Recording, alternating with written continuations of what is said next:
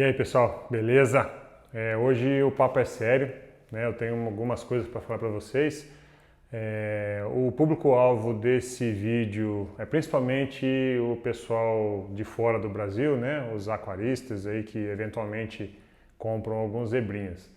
Eu vou falar hoje sobre a situação, né, do acarizebra na natureza e um pouquinho do tráfico também, né? Mas antes eu vou contar uma historinha para vocês.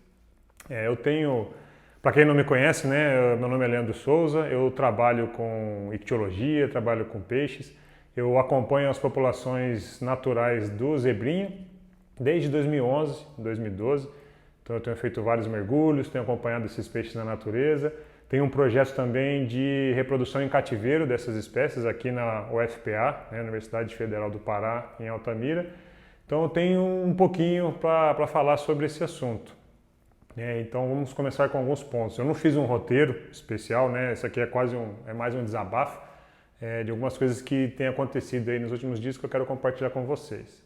Vou tentar dividir esse vídeo em alguns pontos, né? O primeiro deles que muitas pessoas me perguntam é se o zebrinha está realmente ameaçado de extinção. Então a primeira coisa que eu quero falar, sim, é uma espécie que está ameaçada de extinção. Temos muitas provas disso, né? A distribuição é muito curta.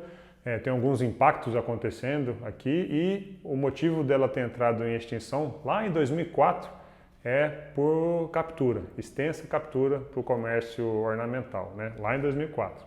Depois disso teve, né, mais recentemente, uma alteração antrópica muito grande aqui na região, né, que foi a construção da usina hidrelétrica de Belo Monte, que é um impacto adicional às populações que já estavam impactadas antes, né? Beleza.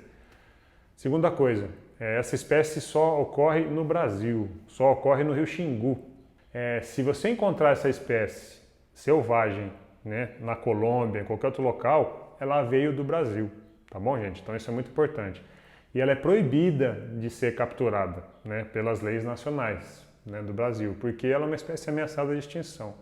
Então se você encontrar alguma espécie, né, algum indivíduo de Hipancystus zebra que é selvagem, ele foi retirado ilegalmente do Brasil, independente de onde você consiga encontrar esse peixe.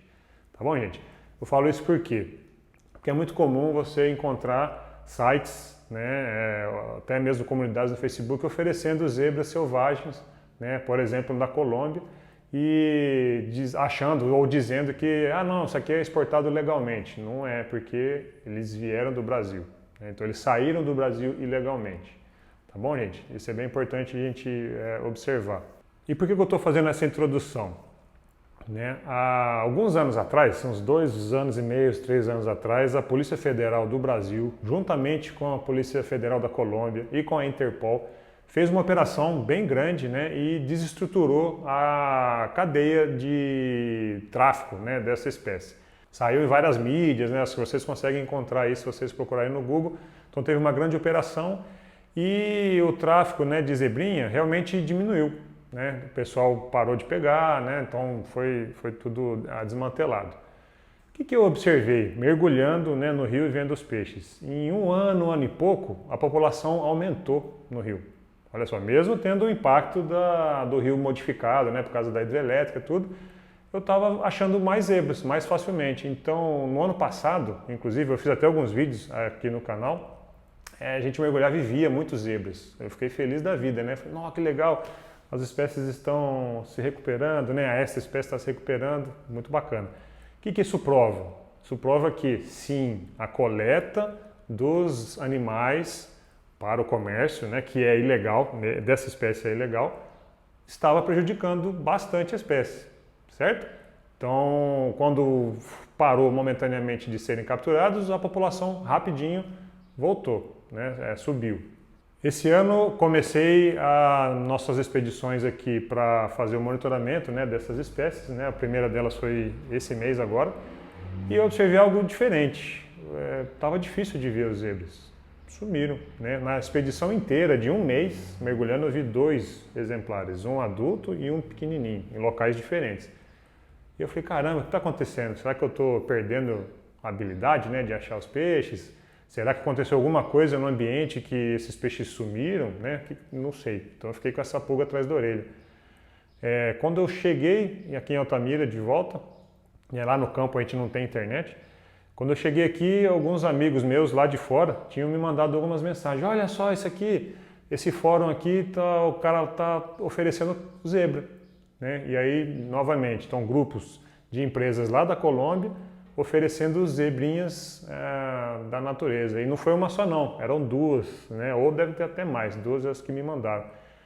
Então, olha só, não é coincidência. Né? Então, voltou a ter tráfico. Então o pessoal está pegando de novo os zebrinhas da natureza para vender e isso, imediatamente a gente percebeu isso no Rio. Né? Não tem, já diminuiu a população, olha só, em poucos meses de coleta. Né? Então o que eu quero falar com este vídeo? Primeiro, né? Então aí sim, aí olha que interessante, a comunidade, como é que a comunidade funciona, isso é uma coisa boa. Nesses posts, vários colegas que eu conheço, vários aquaristas lá de fora, começaram a sentar o pau na pessoa lá que estava oferecendo.